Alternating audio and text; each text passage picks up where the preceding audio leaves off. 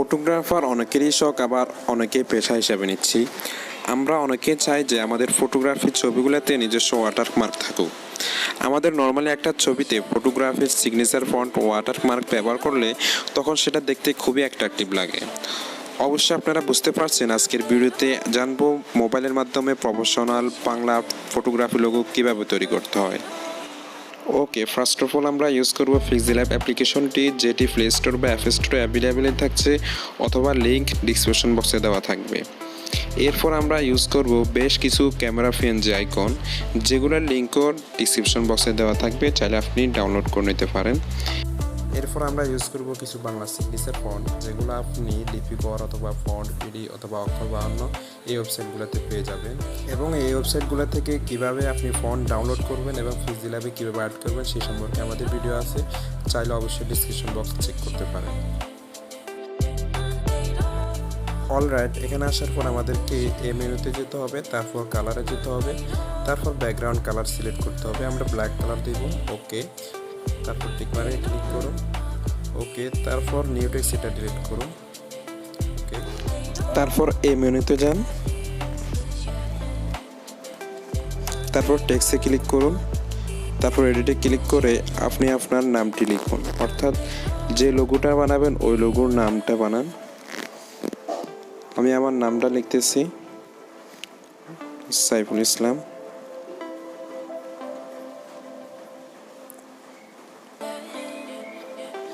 ওকে, তারপর এটাকে ভালোভাবে কাস্টমাইজ করে নেবেন আপনি আপনার মন মতো এবং অ্যাডজাস্ট করে নেবেন। তারপর আমরা ফন্টে যাব, তারপর মাই ফন্ট, তারপর এখান থেকে আমরা আমাদের একটি সিগনেচার ফন্ট সিলেক্ট করব।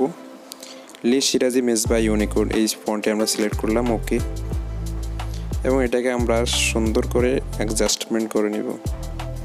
তারপর ইনফোটে ক্লিক করব আবার, তারপর ক্যামেরার পিএনজি আইকন নিয়ে আসবো কিছু। এগুলোর লিঙ্ক অবশ্যই ডিসক্রিপশন বক্সে দেওয়া থাকবে, আপনি চাইলে নিয়ে নিতে পারেন। অবশ্যই আমরা এটাকে ভালোভাবে কাস্টমাইজ করে নিব। তারপর আমরা আবার ইনফোটে ক্লিক করে একটি পিএনজি ফাইল নিয়ে আসব, যেটির লিঙ্কও অবশ্যই ডিসক্রিপশন বক্সে দেওয়া থাকবে, আপনি নিয়ে নিতে পারেন। ওকে,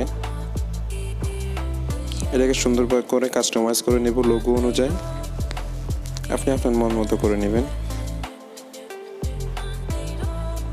ওকে, এবার আমরা আবার এই মেনুতে চলে যাব, তারপর টেক্সটে ক্লিক করে এডিটে ক্লিক করে আমরা আমাদের ফটোগ্রাফার এই লেখাটা লিখব, অথবা চাইলে আপনি আপনার নাম্বারও লিখতে পারেন।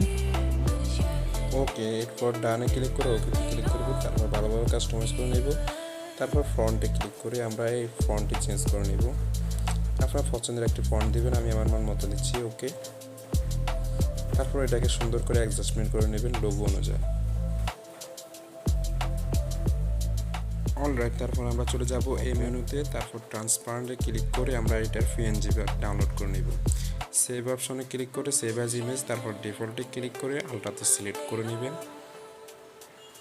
তারপর সেভ টু গ্যালারি।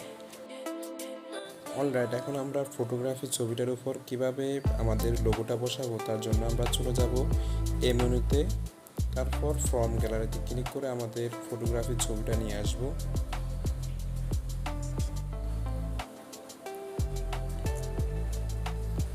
তারপর আমরা চলে যাব এই মেনুতে, তারপরে ইনফোটে ক্লিক করব। তারপর আমাদের পিক্সেলল্যাব এই ফাইল থেকে আমাদের ওই পিএনজি লোগোটা নিয়ে আসতে হবে। তারপর আমরা এটাকে সুন্দরভাবে এক কর্নারে নিয়ে যাব এবং সুন্দর করে অ্যাডজাস্টমেন্ট করে নিব। ওকে, তারপর সেভ অপশন ক্লিক করে সেভ অ্যাজ ইমেজ, তারপর ডিফল্টে ক্লিক করে আলট্রাসে ক্লিক করে সেভ টু গ্যালারি। ওকে, ডান।